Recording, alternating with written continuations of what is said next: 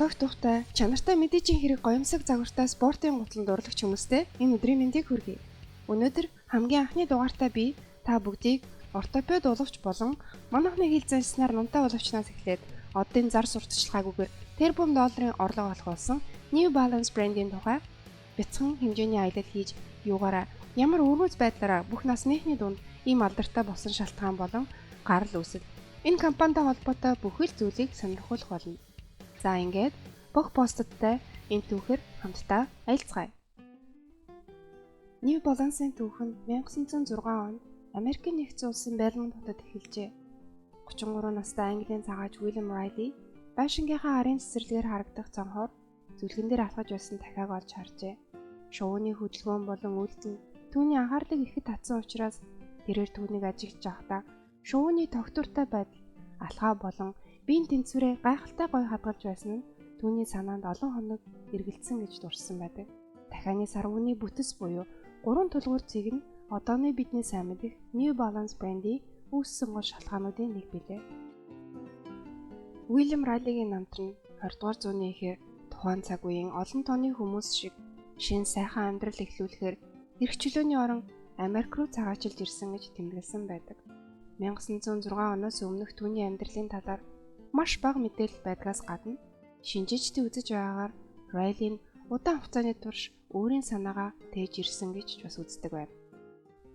Тэрээр уловч үйлдвэрлэх болон түүнтэй холбоотой өөрийн бизнесийг тэр жилдээ өөрт байсан бүх мөнгөөрөө гутлын жижигхэн цехийг Бостон нэгэн дүүрэгт үүсгэн байгуулжээ. Олон сар хоногийн турш гутлын илэгдэл болон тогтвортой байдлыг сайжруулах зорилттой янз бүрийн олон төрлийн уловч болон дагалдах хэрэгсэл accessory хийж хөгжүүлэх, зохиох тал дээр ажиллаж байсан ба түүний хүсэл мөрөөдөл нь шинэ зүйлийг зохион бүтээж дараа нь түүнийг гутлын үйлдвэрлэгчдэд амжилттай зарахыг хүсэж байв. Тэр жилдээ дахианы сарвуунаас санаа аван 3 цэг дээрх тулгуур хөлний үсгийг дэмжлэг үзүүлдэг тусгай уян хатан номтой уловч зохион бүтээжээ.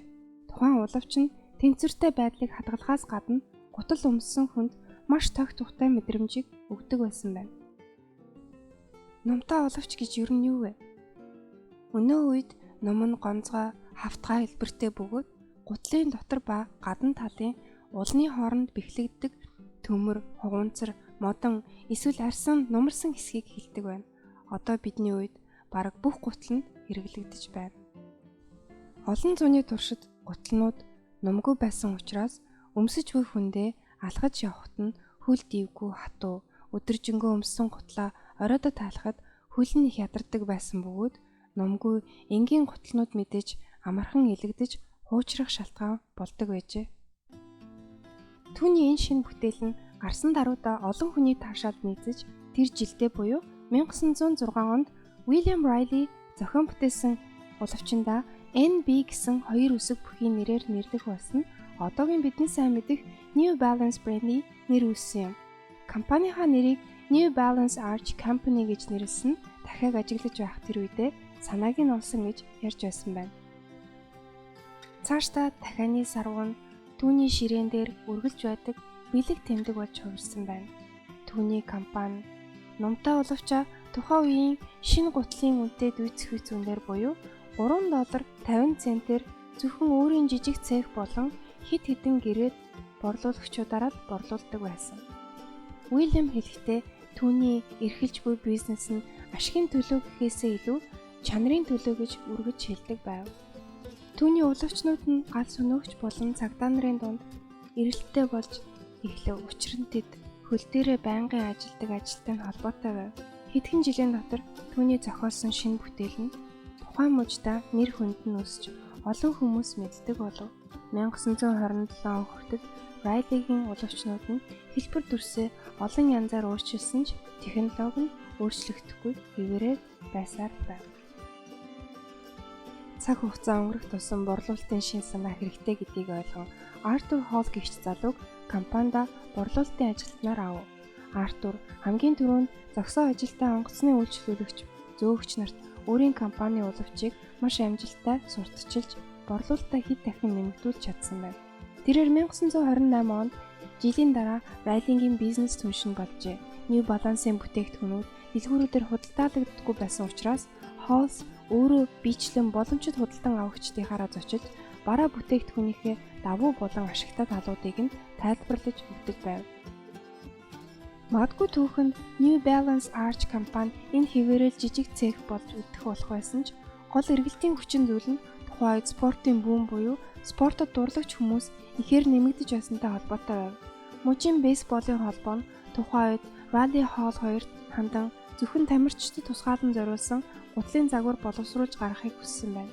Иймээс 1930 онд New Balance Arch компани бейсболын тоглогчдод зориулан гутал үйлдвэрлэж эхэлсэн байна. Хожим нь энэ үйл явдал брендийн хувь тавилан бүхэлд нь өөрчилсөн юм. 1938 онд орон нутгийн спорт клубын захиалгаар анхны гүйлтийн зориултаа гутлаа үйлдвэрлэж гаргав. Үүнээс хойш захиалгаар теннис, боксоор хичээллэгчдэд зориулан пүүз үйлдвэрлэх болов. Тухайн үед энэ нь гар ажиллагаа их шаардсан, цаг хугацаа их авдаг байсан учраас 7 хоногт 50 хос гутлал үйлдвэрлэх хүчин чадалтай байв. Итгэхэд бэрхч гэсэн компани удирдлагууд болох Riley Hall 2-т дэлхийд танигдж компаниа томруулах, өргөжүүлэх тийм хүсэл зорилго, амбиц байсангүй. Тийм ч учраас 1950-ад оны дунд үеэ хүртэл New Balance Arch компани өөрийн гэсэн жижигхэн үйлчлүүлэгчдийн хүрээгээ хэлээгүй хэвээрээ байв. Цаг хугацаа өнгөрөх тусам Riley бизнестэй анхаарлаа хандуулах хүсэл ирч хүч нь буурсаар байв. Мөн түүний хувийн амьдрал нь хүнтэй гэрлэж өөрийнх нь бизнесийг өвлөж авах үр хөвгтэй байсан хэсэг нь нууцлаг хэвээрээ үлдсэн юм. 1956 онд түүний бизнес хамтрагч Arthur Hall New Balance Arch компанийг Riley-гаас бүхэлдэн худалдан авч өөрийн охин болох Eleanor болон түүний нөхөр Paul Kidd-нарт шилжүүлэн өгчээ. Хагас 100 жилийн түүхтэй үйлдвэрийн өндөр технологийн дагуу хийгддэг гутлын брендийг хүлээж авсан Paul Kidd нь компаниа удирдах эхэлсэн байна. Энэ тухайн үед Америкчуудын дунд их алдаршиж байсан гутлын спорттой яг давтсан учраас 1961 онд New Balance Athletic Shoes Inc нэрээр гутлын Trackster гэсэн загвараа зах зээлд гаргасан цорын ганц нэр өгсөн New Balance загвар болж үлдсэн юм. Үүнээс хойш бүх загварууд нь зөвхөн өөрийн гэсэн тоон дугаартай нэрлэх болжээ. Учир нь худалдан авагчдад сонголтоо шууд хийхэд нь илүү хялбар гэж үзэж байв. Trackster загварыг өрсөлдөгч компаниудын ижил төстэй загваруудаас ялгарч байсан гол зүйл нь уландаа хувилтай байсан ба тухайн хүний хөлний онцлог тааруулан нарийн өргөн загваруудыг гаргасан шинэлэг зүйлүүдийн нэг болж чадсан байна. Бид бүх хүмүүст таарах гутлыг уралдаг гэсэн уриатай компани маркетингийн санаанд их зөв байв. Үүний дараахан 5 өөр төрлийн их сургууль өөрсдийн гүйлтийн шигшээ багийнхандаа New Balance компани гутлнуудыг захиалан хийлгэж тэр багууд нь New Balance-ийн гуталтай ялалт байгуулж байсан компанид улам их нэр хүнд авчрах болов. New Balance-ыг авах хүрээлэн нь байнгын худалдан авагчид болон хэдхэн сургуулиуд коллежийн захиалгаас сэтэрдэггүй байснаас болоод 70-ад оны үеэр борлуулалт нь өсөлт биш бууралтыг үзүүлж эхэлсэн компани захирлуудыг оруулаад 6хан хүнтэй байсантай холбоотой бөгөөд тэдгээрээс цаашид компаниа хөгжүүлэх шин санаа гаргах, маркетингийн бодлогоо хэрхэн зөв зүйтэй явуулах талаар арга мухардаж байсан юм. Тухайн үед Adidas, Nike, Reebok нь олон сая долларын төсөвтэй томоохон маркетингийн сурталчилгааны дайн хийж байсан нь жижиг цехээс хэтрэхгүй үйл ажиллагаагаа явуулж байсан компанид хүн дээр тусаж байв. 1972 онд Бостны марафоны үеэр компани шинэ нэрийн үе эхэлжээ. Учир нь тухайн үеийн Middlebury College-ийн төгсөгч 28 настай James Davis гэгчээр компанийг худалдан авах болов. Залуу бизнесмен James Davis нь хим биологийн чиглэлээр сурч байсан ч хизээ нэгэн цагт өөрийн гэсэн бизнестэй болно гэж мөрөөддөг нэгэн байв. Яг тэр үеэр түүний багын найз түүнийг Paul Kidd-тэй танилцуулсан нь дампуурлын ирмэгт хүрээд байсан компанийг хожимоо авч явах хүнийг олсон үйл явдал болов. 70-ад оны эхээр New Balance-ийн жилийн борлуулалт нь $100,000 байв. Тэрээр өөртөөсөн бүх хадгаламжийн мөнгөө гарган мөн зээл авснаар $100,000 болов. Үүгээрээ тэр New Balance компанийг худалдан авч шинэ залуу удирдагч нь болов. Тэрээр компанийхаа цар хүрээг эрс нэмэгдүүлж томруулах зорилготой амбицтай нэгэн байв. Өөрийн эхнэр Аннада маркетингээ хариуцуулж дэлхийн зах зээл дээр гарах судалгаагаа эхлэв. Дэвис нь тухайн үед 70-аад оны үед дөнгөж сургуулаа төгсөж байсан эрч хүч, шин санаа, оноо диетэд оюутан залуучуудыг ажилд авч зах зээл дээр шинээр гаргах бүтээгдэхүүн бий болгох даалгавар өгснөөр 1976 онд M320 загварын шин загварын гутлыг зах зээл дээр гаргаснаар Runner's World сэтгүүлээс эхний байр нь шалгарчээ. Энэ гутлын загвар нь хөлийн үсгийг засахаас гадна ард тал нь эргэсэн ултай мөн нилоны хилтэй байсан нь өмссөн хүнээ өөрмөц чамин дэгжин бас харагдуулж байв. Дараа жил нь буюу 1977 онд гүйлтийн тамирчин Том Флеминг New Balance 320 загварын гуталтай Бостоны марафонд гүйж ялалт байгуулав. New Balance 320 загвар дээр N гэсэн лого үсгийг Terry Hatler санааг нь олж бий болгосон гэдэг. Олон хүмүүсийн санал үүнтэй зөрөлдөж байсан тухайн үеийн Nike брэндтэй андуурах болно гэж болгоомжилсан хэсэг хүмүүс байв. Гэвч Hatler-ийн гол санаа нь үүнийг л хүсэж байв. Дэлхийн өнцөг булан бүрээс New Balance 320 загварыг авах гэсэн захиалагч нарын утасны дуудлага тасардаггүй байв. New Balance брэнд нь реклам сурталчилгаагаа ахмад насны хүмүүсээр сурталчилуулдаг байсан нь бид бүх хүмүүст таарах гутлыг уралдаг уран компанид олон зуун мянган долларын орлого оруулах болсон билээ. 1973 оны борлуулалт нь 220 мянган доллар байсан бол 1976 он гэхэд сая гаруй долларын борлуулалт хийж байв. Жилийн дараа буюу 1977 оны борлуулалт нь 4 сая 500 мянган доллар хүрч байв. Компани байгуулагдаад 60 гаруй жил өнгөрсөн ч гэсэн одоо хүртэл баримталдаг гол зүйлүүдийн нэг нь бол чанар.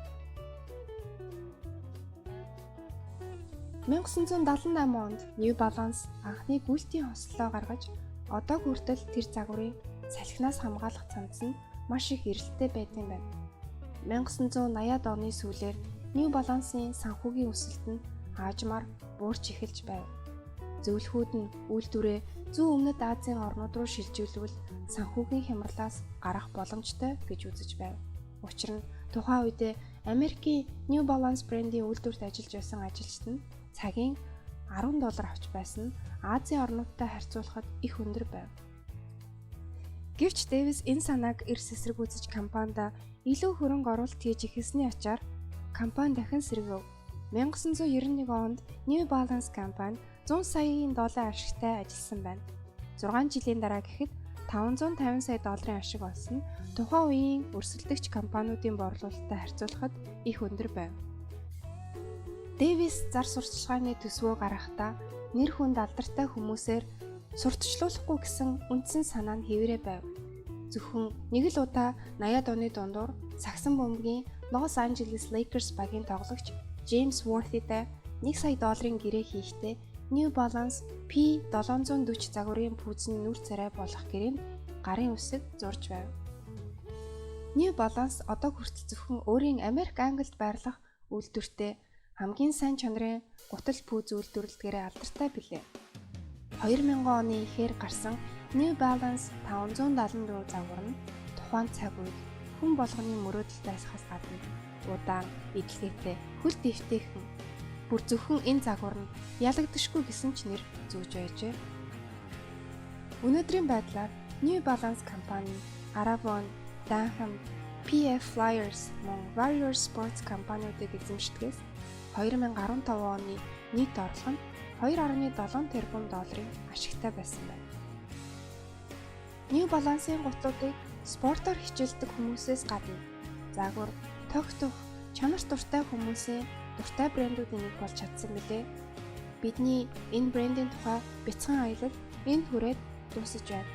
Та бүхэнд бүх постын бэлдсэн видео таалагдсан бол лайк болон subscribe хийгээрэй.